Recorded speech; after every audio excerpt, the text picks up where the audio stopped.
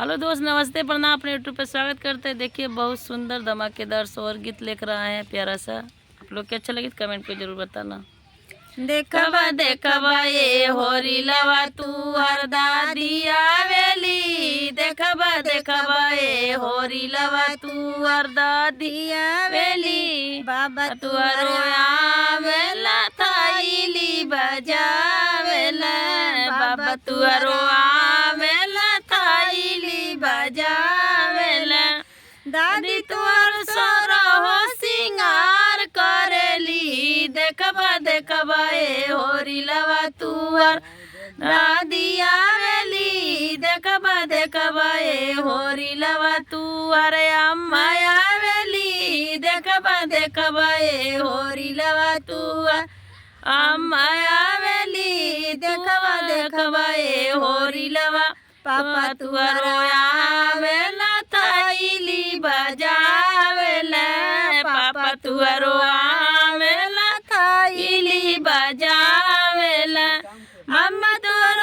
हो सिंगार करेली, देखबा देखबा ए होरी लवा तुअर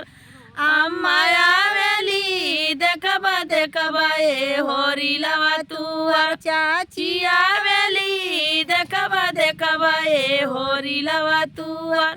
चाची आवेला थाईली बजावेला, चाचा तुहरो आवेला थाईली बजावेला, चाची तुअर सोरा हो सिंगार करेली, देखबा देखबा ए होरी लवा तुअर चाची आवेली, देखबा देखबा ए होरी लवा तुअर बुआ आवेली, देखबा देखबा ए होरी लवा तुअर बुआ तुअर आवेला थाईली बजावेला, पप्पा तुअर आवेला थाईली बजावेला, बुआ तुअर हो सिंगार करेली, देखबा देखबा ए होरी लवा तुअर